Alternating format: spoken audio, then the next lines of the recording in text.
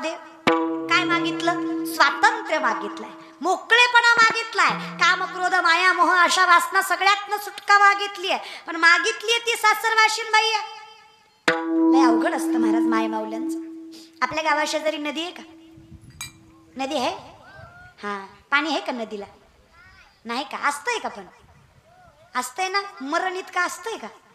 मरलीत का असतंय का महाराज? मग अशी एक सासरवाशीन माय लय कटाळली संसाराला. आणि माय कटाळल्या नदीवर धुणं धुवायला गेली. हातानं घरचं तोंडानं गावचं धुणं चालू होतं तिचं. आपलं धुता धुता धुता शेजारीने एक बाई आली, ती पण धुणं धुत होती. हिला रडताना बघून तिनं सहज विचारलं, काय झालं ग माय रडायला? काय सांगू म्हटलं. कसं सांगू? सांग म्हणली तोंडानं. आता कसं सांगते महाराज? नाही म्हणली, सांगू तरी कसं? आणि काय काय सांगू म्हटलं. सासू तसली, सासरा तसला, जाऊ तसली, नणंद तसली, सगळं सहन केलं असतं, सगळं सहन केलं असतं. फक्त ह्यो दलिंदर तरी नीट पाहिजे होता. तर कुठला हे तुम्हाला माहिती आहे महाराज?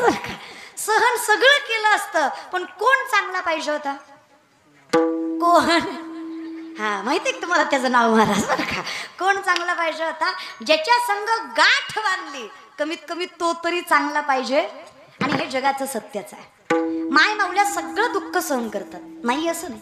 सगळं सासूनं बोलावं, सासऱ्यानं बोलावं, जावेनं बोलावं, नंदेनं बोलावं, गावानं हिंडवावं, अख्ख्या जगानं वाईट बोलावं, फक्त नवऱ्यानं म्हणावं नको काळजी करू, आहे मी तुझ्या पाठीशी. बाई सामर्थ्यानं सगळं सहन करते, तिचा फक्त नवराच चांगला पाहिजे.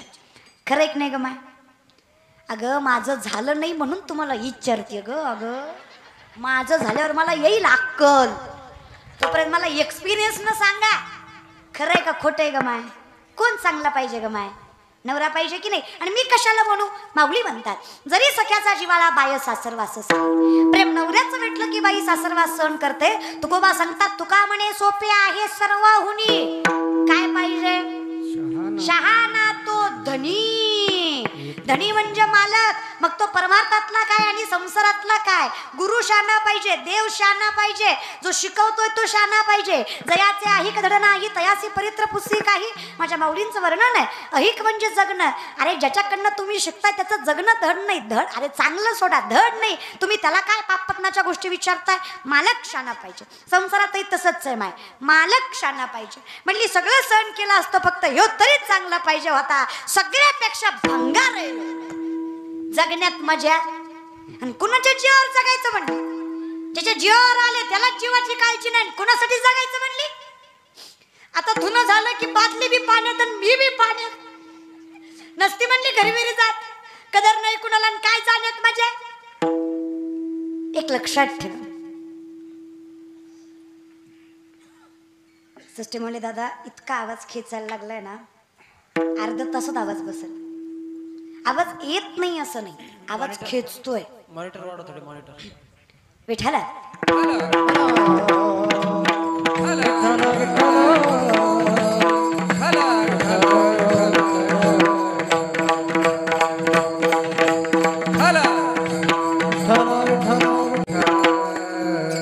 सहन सगळं केलं असतं, फक्त सामर्थ्याने आम्हाला कोणीतरी पाठीशी पाहिजे होता. आता तोही नाही आहे. आता जीव देतो, काही करा आयुष्य, पण आत्महत्येसारखं महापातक दुसरं नाही. आपल्या शास्त्रात सांगितलं सगळ्यात मोठं पाप आहे आत्महत्या. सगळ्यात काय संकट वाटायला यायची येऊ द्या, काय दुःख पदरात पडायचं पडू द्या, काय लोकांना नावं ठेवायचं ठेवू द्या, काय पाय खेचायची खेचू द्या, विश्वास त्याच्यावर ठेवा. जी लोक अपमान करतायत तीच लोक सन्मान केल्याशिवाय सोडणार नाहीत. फक्त विश्वास ठेवा, खचू नका. टाळ्या वाजू वाटल्या तर वाजवी जा. असं काही सरकारचा जीएसटी नाही, त्याला मोफत आहे, त्या वाजवीच जा. अरे टाळी वाजवणं ज्ञानी माणसाचं लक्षण आहे. वो कैसा होता है ना साहब, बगीचे की खुशबू माली से होती है, कलाकार की दाद ताली से होती है. टाळी तर वाजलीच पाहिजे.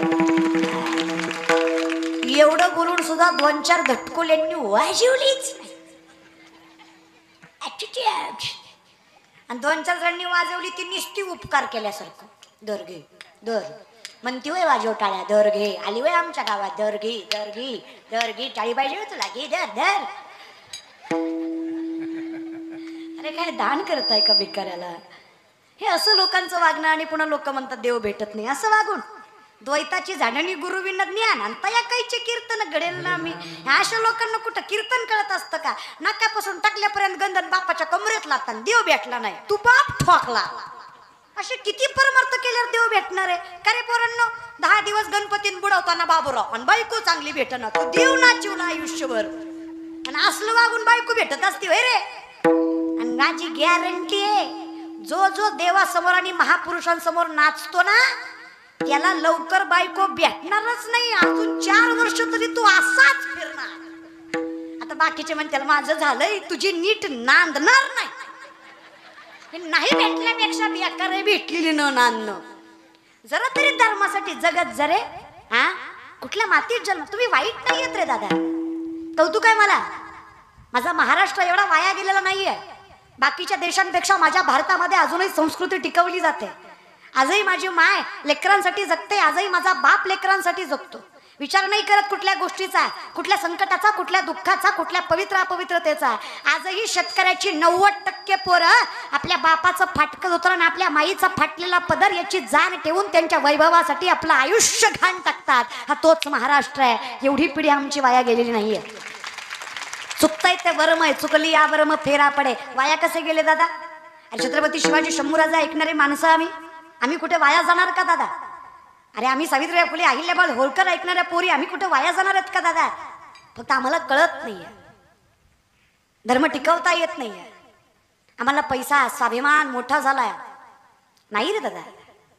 56 लाख कोटीचं तख्त शंभूराजांना मुघल देत होते. आकडा आहे का? आकडा येईल, कळलं त्यालाच कळलं. विनोद न कळणं हा सगळ्यात मोठा विनोद आहे. कीर्तन झाल्यावर एक हसत होता, म्हणलं झालं आता का हसतो? ती म्हणला ताई सुरुवातीचा विनोद आता कळला. अरे तू करत का आता येड्या 2 तास? असल्या येड्या लोकांना कुठं परमार्थ शिकवता का दादा? अरे ह्यांना विनोद कळ ना, ह्यांना संत कळत असते. काय अवघड आहे लोकांच्या बुद्धिमत्तेचं. तुका म्हणे आईशी बुद्धी ज्याची जडण त्याहून दगड बरी देवा. आपल्यापेक्षा दगड बरी ना. या विषयाकडे बोलत जा मला. 56 लाख कोटीचं तख्त सोपं नाही. 56 लाख कोटीचं तख्त शंभूराजांना मुघल देत होते. 3 प्रश्नाची उत्तर विचारली होती फक्त. जिन लोगों ने हमसे गद्दारी की उनका नाम स्वराज्य का खजिना और सल्तनत को सलाम. बरं असं नव्हतं की व्यवस्थित विचारलं होतं. त्याच माझ्या माऊलींच्या संजीवन समाधी शेजारी असणारं तुळापूर तीर्थक्षेत्र संगमाच्या ठिकाणी बांधलेलं माझं शंभूराज आहे. 42 दिवस साखळदंडांनी बांधलेत. अरे मरण यातना भोगतायत पण स्वाभिमान घाण टाकत नाहीये. धर्म शिकावा माझ्या राजांकडनं. आणि विचार करा ना, एवढं सामर्थ्यवंत शंभूराजे मुघलांच्या हाती लागले तरी कसे? त्याही काळात आज सारखं कोणीतरी 500 हजारावर मतदान केलं म्हणून आमच्या डोक्यावर बलते बसले. त्याही काळात कोणीतरी धर्मापेक्षा, स्वाभिमानापेक्षा, समृद्धीपेक्षा, प्रगतीपेक्षा पैशाचा जास्त विचार केला. हो की नाही? आता तुम्ही कितीही तर माना डोलवल्या तरी त्याला कळतंय तुम्ही इलेक्शनचे पैसे घेतले का नाही. मला जरी नाही कळलं तरी त्याला कळतंय की. विनंती आहे, पाया पडतं तुमच्या. 4-5 जमिनीच्या तुकड्यासाठी, 4-5 पैशांच्या तुकड्यासाठी धर्म घाण टाकायचं नाही कधीच, कधीच नाही बरं का पोरांनो.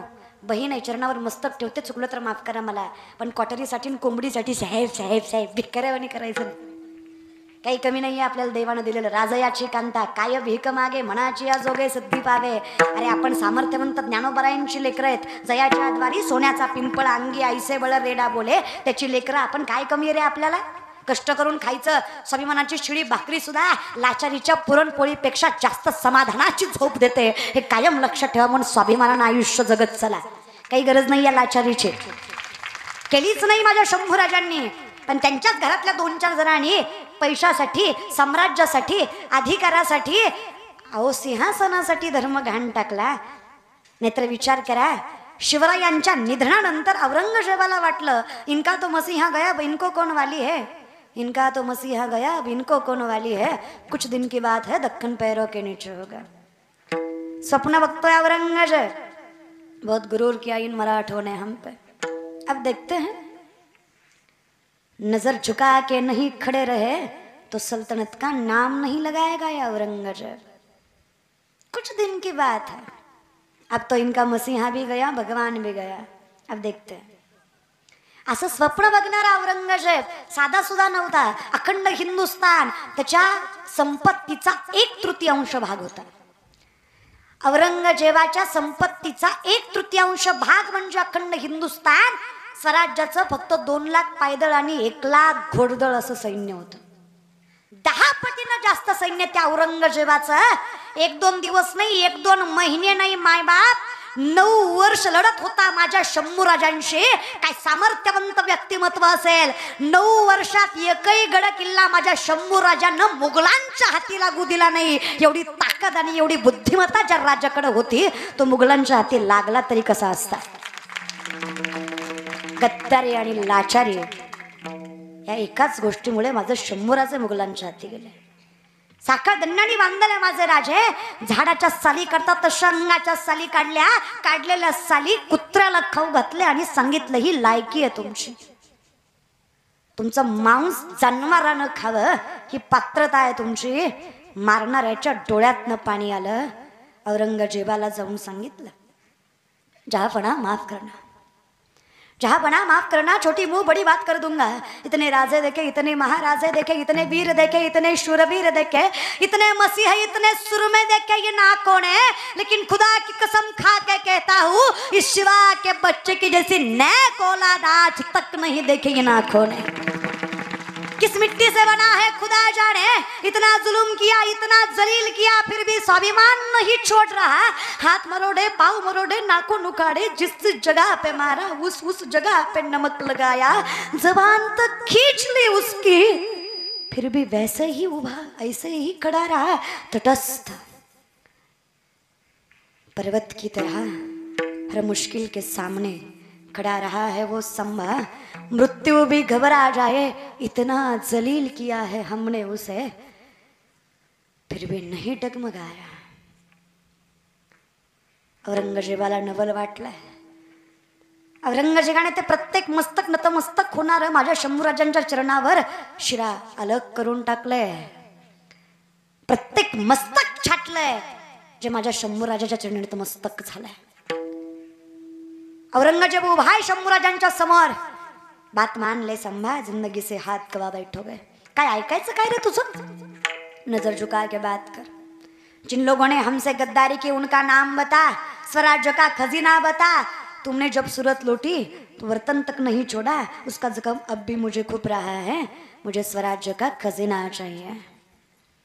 और सबसे आखिरी और सबसे बड़ी बात, नजर झुका के इस औरंगजेब के सामने खड़ा रहे.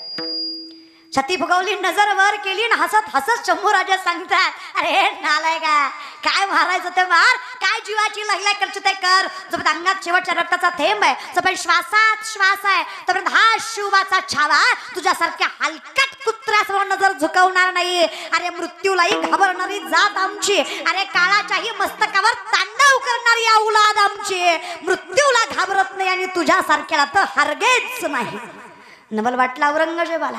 मृत्यूच्या दारात उभा आहे तरी एवढा स्वाभिमान. सळई घेतली, तळपती सळई नजरेत घुसणार आहे. 2 बोटाचं अंतर आहे. आखरी बार चलो संभा, बात मान लो, जिंदगी से हाथ कवा बैठोगे. शंभूराजे म्हणले मारशील मला, घेशील माझा जीव, अरे काढशील माझा प्राण, पण लक्षात ठेव जिथे जिथे या शंभूराजाचा रक्ताचा थेंब सांडला ना, तिथे तिथे नवीन शंभूराजे उभा टाकल्याशिवाय राहणार नाही. अरे आमच्या रक्तातही तेवढीच ताकद आहे. मारशील तरी किती आहे आणि मारशील तरी कोणाकोणाला. प्राण सोडला माझ्या शंभूराजानं, पण आजही ती माती ग्वाही देतं त्यांच्या पराक्रमाची, शौर्याची, त्यांच्या अधिकाराची. त्याची लेकरं आहेत आम्ही. आमच्या नजरेतही तोच अंगार, तोच स्वाभिमान, तीच प्रखरता आणि तेच वास्तव्य असलं पाहिजे.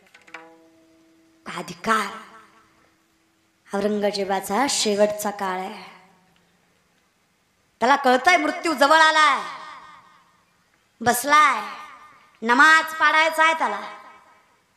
त्याच्या अल्लाला सांगायचंय मी येतोय. काय बोलला माहित आहे औरंगजेब. तरुण मंडळी चरणावर मस्तक ठेवून सांगते ऐका. औरंगजेबाची शेवटची वाक्य आहेत. ए खुदा, अगर इस जिंदगी में कुछ भी नेक काम किया होगा इस बंदे ने, तो अगले जन्म में ना सल्तनत, ना रुतबा, ना नाम, ना इज्जत, ना शोहरत चाहिए. बस इस शिवा के बच्चे की जैसे एक औलाद चाहिए. ये जिंदगी मुकम्मल हो जाएगी अगर शिवा के बच्चे की जैसी औलाद पा जाऊंगा. काय सामर्थ्य असेल ना, शत्रूलाही कौतुक वाटावं. त्याची लेकरत रे आपण संकटांना घाबरायचं का? आपण मृत्यूला घाबरायचं? अरे काळाचे ही काळ लढीवाळ विठ्ठलाचे. आम्ही त्या विठ्ठलाची लेकरं आहेत. आम्ही काळाला घाबरतो का? आम्ही संकटांना, कमी मार्क पडले गेला फाशीला, पोरगी नाही म्हणली पडला हिरीत, मरतो का? हे असलं जगणं रे. तटस्थ जगणं पाहिजे, स्वाभिमानाने जगणं पाहिजे. मस्तक फक्त तिघांच्याच चरणावर, मायबाप देव आणि संत. बस. कटेवरी कर नाही ज्या देवाचे, नघे मी तयाचे दर्शन. नामदेवरांचं वक्तव्य आहे माझे. भले तरी देऊ कासेची लंगोटी पण नाठाळ्यांच्या माती हाणू काठी. तुकोबांचं वक्तव्य आहे माझ्या. विनंती माझी, हा अधिकार आमचा. आम्ही मृत्यूला घाबरायचं? मग तशीच ती शेजारीन बाई त्या बाईला म्हणली, तुम्ही जागेवर आले का? ती मूर्ती म्हणली होती ना, तुम्ही फिरत जा पण येत जा महाराज बरं का. ती म्हणली, अगं आपण काय मातीत जन्माला आलो? एका कीर्तनकाराचं कीर्तन ऐकताना मी ऐकलं, आत्महत्येसारखं महापाप दुसरं. जीव घाण टाकायचा पण स्वाभिमान टिकून देह विनाकारण कुणालाही द्यायचा, वाया घालवायचा फार दुर्मिळ आहे.